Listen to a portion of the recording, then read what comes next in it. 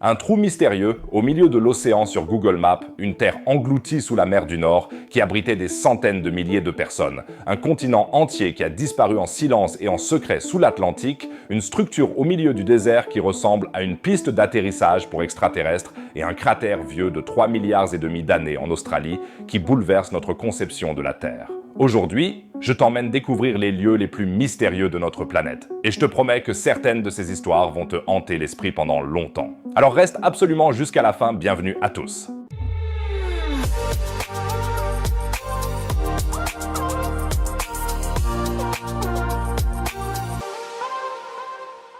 Notre Terre regorge de mystères, qui émerveillent même les scientifiques les plus chevronnés. Dis-moi ce que tu trouves le plus passionnant, les mystères de notre propre Terre ou ceux de l'espace. Et c'est justement pour ces mystères-là que cette chaîne existe. Si tu ne veux plus rien manquer, abonne-toi tout de suite, ça ne coûte rien et ça m'aide beaucoup. Et si tu es déjà abonné, tu m'aides énormément en mettant un pouce vers le haut sur la vidéo. Merci beaucoup les amis. Commençons par un phénomène qui fait actuellement le buzz sur tous les réseaux sociaux. En effet, une structure est apparue sur Google Maps qui, à première vue, ressemble à un immense égout au milieu de l'océan. Qu'est-ce qui se cache vraiment derrière tout ça? On va voir ça ensemble. Il arrive régulièrement que quelqu'un découvre une curiosité sur Google Maps qui fait ensuite l'objet de discussions sur Internet pendant des semaines. Il y a quelques mois, par exemple, quelqu'un a repéré 2 extraterrestres en train de danser dans le désert de Mojave, aux États-Unis.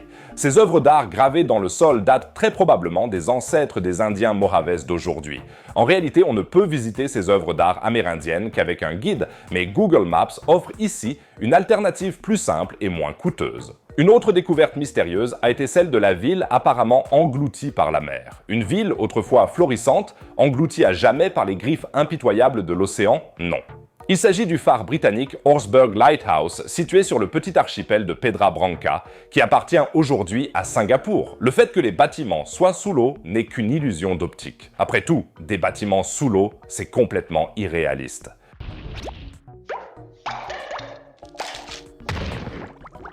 Mais revenons à ce trou au milieu de l'océan. Si tu veux le voir par toi-même, je te donne les coordonnées ici. Il te suffit de les entrer dans Google Maps et d'activer la vue satellite. À première vue, ça ressemble vraiment à un trou. Et ce n'est pas tout à fait impossible, car de telles dépressions au fond des mers sont tout à fait envisageables.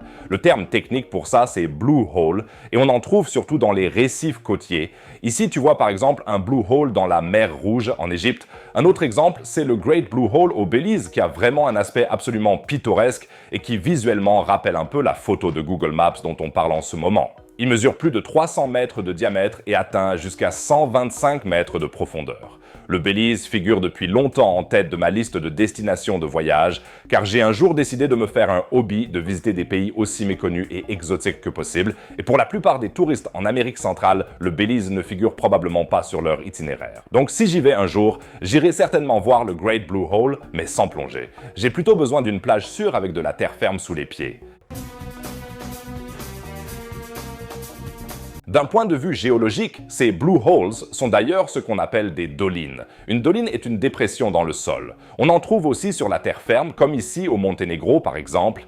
Il arrive que ces dolines se remplissent d'eau. C'est ainsi qu'est né par exemple le célèbre lac Rouge en Croatie, une doline d'effondrement. On peut donc dire que les blue holes sont des dolines dans l'océan. Mais qu'en est-il de notre mystérieuse photo Google Maps? La vérité est surprenante. Ce n'est pas du tout un trou, mais une île à la végétation dense. Si tu zoomes un peu plus, tu peux deviner la lisière de la forêt. Il s'agit de l'île de Vostok qui appartient à l'état insulaire de Kiribati dans le Pacifique Sud. Kiribati est d'ailleurs le seul État au monde à s'étendre sur les 4 hémisphères. Et l'une de ces îles isolées est justement la petite île de Vostok, une île corallienne. L'île mesure 700 mètres sur 600 et est totalement inhabitée. En raison de l'absence de population humaine et de la jungle dense, vue d'en haut, l'île semble complètement noire, un peu comme un trou noir dans l'océan. Mais la mer du Nord recèle elle aussi des mystères. Imagine que tu aies pu, il y a 10 000 ans, marcher sans te mouiller les pieds depuis le continent européen jusqu'en Angleterre. Pas de Manche, pas de mer du Nord agitée, juste de vastes terres fertiles à perte de vue. C'était exactement ça, le Doggerland. Dès le XVIIe siècle, les Doggers néerlandais, qui ont donné leur nom à la région, y pêchaient. À l'apogée de son extension, il y a environ 10 000 ans, le Doggerland s'étendait, selon les dernières estimations, sur 45 000 km². C'est un peu plus grand que les Pays-Bas. À l'époque, la Grande-Bretagne n'était pas une île, mais une péninsule reliée au continent européen. À cette époque, on était à la fin de la dernière période glaciaire. Des glaciers gigantesques avaient retenu des quantités d'eau inimaginables et le niveau de la mer était environ 120 mètres plus bas qu'aujourd'hui. Quand les glaciers se sont retirés et que le climat s'est adouci, une véritable oasis de vie s'est développée sur le Doggerland. Il y avait de l'eau douce, des oiseaux, des poissons, et on parle ici d'une région si vaste que des civilisations entières pouvaient s'y épanouir. Le paysage était sans doute incroyablement varié. Des études sismiques modernes ont montré qu'il y avait là des forêts, de vastes plaines herbeuses, des lacs, des rivières et même des falaises calcaires escarpées. Mais y avait-il vraiment des gens qui vivaient là-bas? Très probablement oui. La première preuve est apparue en 1931 lorsqu'un bateau de pêche a repêché dans la mer à 40 km au large des côtes du Norfolk une pointe de bois sculptée, un harpon vieux de 12 000 ans. Depuis, les pêcheurs n'ont cessé de repêcher des outils, des os d'animaux et même des restes humains dans la mer du Nord. Mais les découvertes vraiment spectaculaires ont été faites par des chercheurs à un endroit appelé Bouldenor Cliff au large de l'île de Wight. Ici, à 11 mètres de profondeur, les archéologues ont trouvé plus de 1000 outils en silex travaillés avec art, des restes de foyer et des morceaux de bois portant des traces de travail. Encore plus fascinant, des analyses ADN des sédiments ont révélé des traces d'engrain, l'une des plus anciennes céréales domestiquées. Ça veut dire que les habitants de Doggerland étaient déjà en contact avec les premiers agriculteurs d'Europe du Sud il y a 8000 ans et faisaient partie d'un vaste réseau commercial. Mais comme on le sait aujourd'hui, cette Atlantide de la mer du Nord a fini par sombrer sous les flots. C'est là que l'histoire devient vraiment dramatique, car ce n'est pas la montée progressive du niveau de la mer due à la fonte des glaciers qui en est la cause. Non, il y a environ 8200 ans, une catastrophe s'est produite. Au large des côtes norvégiennes, une partie gigantesque du talus continental s'est effondrée. Le glissement de Storegga, comme les chercheurs appellent cet événement, a été colossal. 3500 km³ de matériaux se sont précipités dans les profondeurs. C'est tellement énorme qu'on pourrait recouvrir toute l'Islande d'une couche de 34 mètres d'épaisseur. Cette avalanche sous-marine a déclenché un méga tsunami qui a balayé la côte de l'Atlantique Nord avec des vagues pouvant atteindre 20 mètres de haut. Le Doggerland a lui aussi été touché et pendant longtemps, les chercheurs ont pensé que ça avait été la fin définitive. Les dernières recherches de Vincent Gavenay et de son équipe montrent que le Doggerland a probablement survécu à ce tsunami. Nos données indiquent que le paysage s'est d'abord remis de cette inondation, explique Gavenay. La disparition définitive du Doggerland n'aurait donc eu lieu que quelques temps après le glissement de Storegga.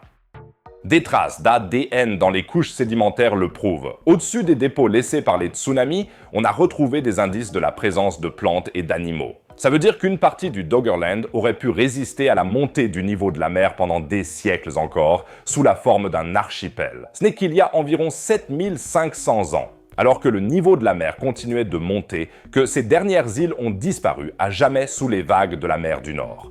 Depuis, la mer cache toutes les traces de ce monde englouti. Aujourd'hui, des chercheurs utilisent des technologies de pointe pour cartographier ce monde englouti. Ils ont recours à des sonars, des mesures sismiques et des analyses d'ADN issues de carottes de forage pour percer les secrets des fonds marins. Le projet Lost Frontiers de l'université de Bradford cartographie systématiquement les paysages préhistoriques de la mer du Nord. Mais est-ce vraiment aussi spectaculaire que ça en a l'air? Je pense que oui.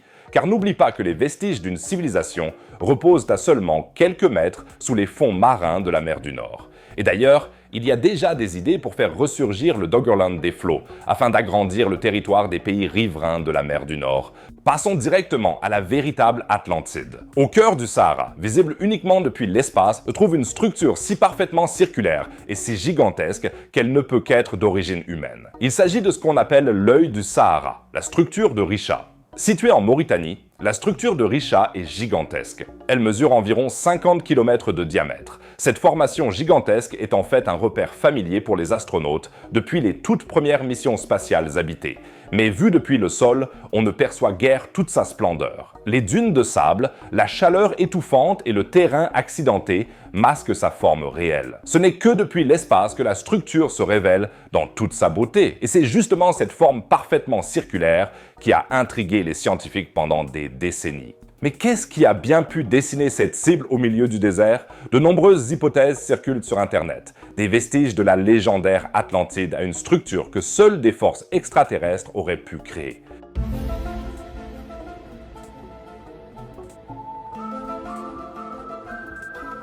Au premier abord, l'explication la plus évidente semble être un impact de météorite, une forme si parfaitement ronde, une structure si précise, ça a forcément dû être un gigantesque impact cosmique, non? Une météorite qui s'est écrasée ici il y a des millions d'années et qui a laissé un cratère énorme. Mais de nouvelles découvertes viennent contredire cette théorie. Lors de nouvelles études sur place, les scientifiques n'ont trouvé aucune trace d'un impact de météorite. Au lieu de cela, ils ont découvert quelque chose de bien plus subtil et à bien des égards encore plus impressionnant, un dôme géologique profondément érodé. Il y a environ 100 millions d'années, une gigantesque bulle de roche en fusion s'est poussée vers le haut depuis les profondeurs. Imagine ça comme un énorme bouton géologique sur la croûte terrestre. Cette bulle de magma a doucement soulevé les couches sédimentaires situées au-dessus, formant ainsi une structure en dôme. Le magma lui-même n'a jamais atteint la surface, mais il a fait bomber les couches rocheuses situées au-dessus. Au fil de millions d'années, la nature a ensuite érodé et poncé ce dôme. Ce faisant, les couches rocheuses plus tendres ont été emportées plus rapidement que les plus dures. Les roches plus dures, comme le grès siliceux, ont résisté à l'érosion et sont restées debout sous forme de crêtes élevées. Les couches plus tendres entre les deux ont été creusées pour former des vallées. Le résultat est une coupe transversale naturelle de la croûte terrestre, pelée couche par couche en anneaux concentriques. Les anneaux extérieurs sont principalement constitués de roches résistantes à l'érosion, tandis que l'intérieur met à nu des couches plus anciennes qui se trouvaient autrefois profondément enfouies sous la surface. Certaines parties de cette structure ont donc 100 millions d'années. L'Agence spatiale européenne, ESA, a récemment pris de nouvelles images spectaculaires de la structure de Richa grâce à la mission satellitaire Copernicus Sentinel-2. Sur les images en fausse couleur, les scientifiques combinent différentes longueurs d'onde de lumière pour mettre en évidence différents matériaux et caractéristiques de surface. Sur ces images, les grès plus durs et riches en quartz apparaissent dans des tons rouges et roses, dessinant les anneaux extérieurs et les crêtes intérieures. Les zones plus sombres entre ces anneaux indiquent des zones de roches plus tendres et plus érodées. La zone sombre qui entoure la structure fait partie du plateau d'Adra, constitué de roches sédimentaires qui s'élèvent à environ 200 mètres au-dessus du sable désertique environnant. Ce sable fait lui-même partie de l'erg Uran, une immense étendue de sable qui s'étend sur des centaines de kilomètres jusqu'au Mali. L'hypothèse de l'Atlantide est-elle donc morte ? Certaines personnes affirment en effet que la structure correspond parfaitement à la description de Platon de l'Atlantide comme une île centrale entourée de 3 anneaux alternés de terre et d'eau. Et en effet, quand on regarde la structure de Richa, elle présente une zone centrale de terre entourée de 3 grandes crêtes avec des creux entre elles. L'hypothèse avance que cette zone se trouvait autrefois au niveau de la mer et que les creux étaient remplis d'eau. Pour preuve, il cite des images satellites qui montreraient des quantités importantes de sel dans les anneaux de la structure de Richa. Ça prouverait que ces anneaux étaient autrefois remplis d'eau salée. En plus, le sable environnant présenterait des traces d'un tsunami gigantesque qui aurait dévasté toutes les habitations, exactement comme pour l'Atlantide. Ça a l'air super passionnant, mais il n'y a sûrement rien de vrai là-dedans. D'une part, la structure de Richa se trouve à des centaines de kilomètres de l'océan le plus proche, et il n'y a aucune indication géologique que cette région se trouvait au niveau de la mer à une époque historique. D'autre part, il est prouvé que les couches rocheuses de cette région datent de près de 100 millions d'années et sont d'origine entièrement naturelle. Le sel présent dans les anneaux s'explique beaucoup plus facilement d'un point de vue géologique. Il s'agit de dépôts minéraux issus de l'évaporation des eaux souterraines. Les traces de tsunami alléguées ne résistent pas non plus à un examen scientifique. Les dépôts de sable correspondent exactement au transport éolien et à l'érosion désertique. Et puis, Platon ne décrit pas l'Atlantide comme une ruine de l'âge de pierre au milieu du désert, mais comme une civilisation très développée de l'âge du bronze dans le bassin méditerranéen. Oui, je sais, je suis un rabat-joie, désolé les amis, mais la véritable histoire de la structure de Richa est de toute façon bien plus passionnante que n'importe quelle théorie sur l'Atlantide. Un œil gigantesque façonné par la nature qui contemple l'univers. La dernière étape de notre voyage vers des lieux mystérieux nous emmène en Australie. Des chercheurs de l'université Curtin en Australie ont fait une découverte dans la région de Pilbara qui réécrit l'histoire de notre planète. La région est connue pour ses roches très anciennes, mais ce que les scientifiques y ont trouvé cette fois-ci est vraiment spectaculaire. Dans une zone appelée North Pole Dome, ils ont découvert des formations rocheuses uniques appelées Shatter Cones. Les Shatter Cones, sur le site de la découverte, à environ 40 km à l'ouest de Marble Bar, dans la région de Pilbara, en Australie occidentale, se sont formés lorsqu'une météorite a percuté la zone à plus de 36 000 km/h. Mais qu'est-ce qu'un Shatter Cone, au juste? Imagine que tu frappes une pierre avec un marteau. Normalement, la pierre se briserait en morceaux irréguliers, mais lorsqu'une météorite s'écrase à une vitesse énorme, cela génère une pression incroyable qui fait éclater la roche d'une manière très particulière. il se forme des structures coniques qui rappellent un peu un cornet de glace renversé, et c'est exactement ce genre de structure que les chercheurs ont trouvé. Les cônes de fragmentation découverts en Australie sont particulièrement bien conservés. Ils présentent des structures fines qui, selon les chercheurs, constituent un signe indéniable de l'énorme onde de choc provoquée par l'impact. Ces formations géologiques ont aidé les scientifiques à mieux comprendre la formation des structures d'impact et à établir ainsi des parallèles avec d'autres sites d'impact sur Terre. La structure que les scientifiques viennent de découvrir dans la région de Pilbara, en Australie, est gigantesque. Le North Pole Dome a un diamètre d'environ 40 à 45 km, ce qui laisse supposer un cratère d'origine d'au moins 100 km de diamètre. À titre de comparaison, le plus grand cratère connu sur Terre, le cratère de Vredefort en Afrique du Sud, a un diamètre d'environ 300 km. L'énergie libérée était si énorme qu'elle a non seulement brisé la roche, mais aussi fait fondre et vaporiser celle-ci. Cet impact s'est produit à une époque où la Terre n'avait qu'un peu plus d'1 milliard d'années. Les continents tels que nous les connaissons aujourd'hui n'existaient pas encore et la vie, si elle existait, se composait uniquement de micro-organismes très simples. Mais le plus fascinant dans cette découverte, c'est ce qu'elle nous révèle sur les débuts de l'histoire de la Terre. Jusqu'à présent, il y avait une grande lacune dans notre compréhension de la Terre primitive. Quand on regarde la Lune, par exemple, on voit une surface parsemée de cratères. Logiquement, la Terre, qui est bien plus grande et possède une gravité plus forte, aurait dû subir encore plus d'impact que la Lune à cette époque, mais les preuves manquaient. Le plus ancien cratère d'impact connu sur Terre était le cratère de Yarrabuba, vieux de 2,2 milliards d'années. Également, cette nouvelle découverte comble cette lacune et confirme que la Terre primitive a bel et bien été frappée par d'énormes impacts de météorites. Et ça a un impact énorme sur notre compréhension de l'évolution de la Terre. Ces cratères d'impact primitifs ont créé des environnements propices à la vie microbienne, comme des bassins d'eau chaude. Avec leurs sources chaudes, leurs gradients chimiques et leurs sources d'énergie, les cratères d'impact offrent des conditions idéales pour l'apparition de la vie. Cette découverte pourrait donc non seulement changer notre vision de l'histoire géologique de la Terre, mais aussi notre compréhension de la manière dont la vie a pu naître sur notre planète. Les énormes quantités d'énergie libérées lors de ces impacts auraient même pu influencer la formation des premiers continents. La force de l'impact aurait pu entraîner le glissement d'une partie de la croûte terrestre sous une autre ou la remontée du magma depuis les profondeurs du manteau vers la surface. Tu te demandes peut-être comment les chercheurs ont bien pu déterminer l'âge du cratère. Ils ont trouvé une couche de roche carbonatée située juste au-dessus des cônes de fragmentation. Cette roche limite l'âge de l'impact à 3,47 milliards d'années. Il est intéressant de noter que cet âge correspond à celui du plus ancien gisement de sphérules connu, situé dans le craton du Cap-Vert en Afrique du Sud, ce qui suggère que le North Pole Dome a peut-être produit des sédiments d'envergure mondiale. Les sphérules sont de petites particules sphériques qui se forment lorsque de la roche en fusion est projetée dans l'atmosphère puis retombe sur Terre. On a donc peut-être trouvé non seulement le plus vieux cratère du monde, mais aussi la source de l'un des plus anciens événements catastrophiques mondiaux connus, et ce n'est d'ailleurs pas le seul ancien impact de météorites dans la région. Dans les couches supérieures du terrain de l'East Pilbara, on a découvert une couche de sphérules qui suggère un autre impact important, mais plus éloigné, survenu environ 10 millions d'années après celui du pôle Nord. Tout cela nous montre que la Terre primitive était un endroit bien plus dynamique et extrême qu'on ne le pensait jusqu'à présent. Ces gigantesques impacts de météorites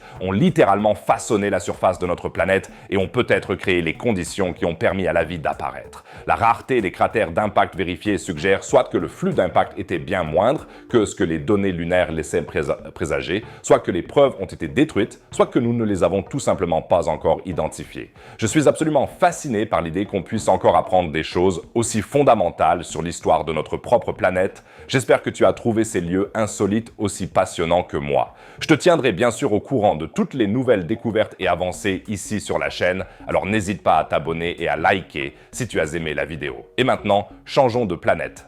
Pendant la guerre froide, les soviétiques ont osé faire quelque chose de complètement fou. Ils ont envoyé des sondes sur Vénus, une planète où la pression atmosphérique t'écraserait comme une boîte de conserve et où les températures font fondre le plomb. Je te montre tout ce qui s'est passé lors de ces missions audacieuses et ce que les soviétiques ont vraiment vu là-bas dans la prochaine vidéo en haut à droite. Clique absolument dessus, c'est devenu vraiment très passionnant. En bas à droite, tu trouveras comme toujours une autre vidéo sur la science et l'espace. Sinon, je dirais qu'on se retrouve dans la prochaine vidéo. Prends soin de toi, les amis.